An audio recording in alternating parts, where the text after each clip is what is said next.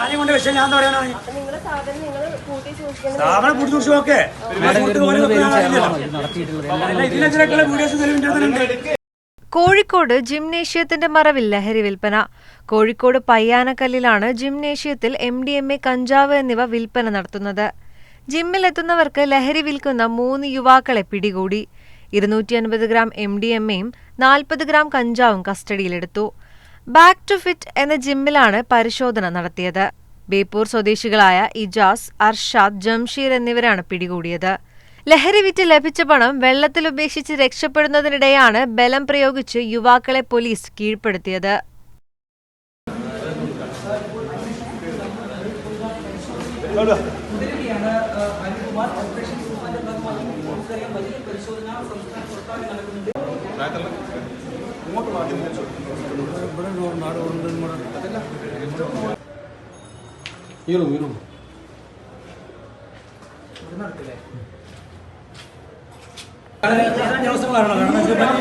ഏറ്റ കേസാണ്.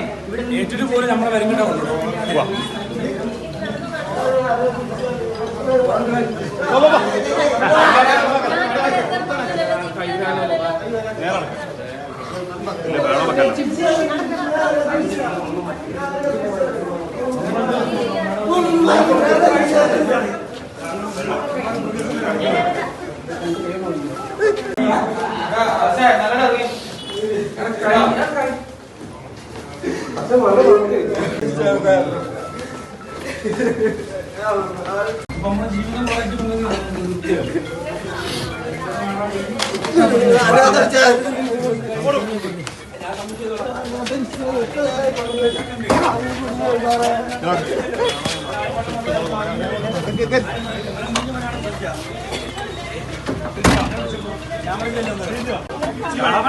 പക്ഷെ ആരെയും കൊണ്ട് വിഷയം ഞാൻ പറയാനാണ്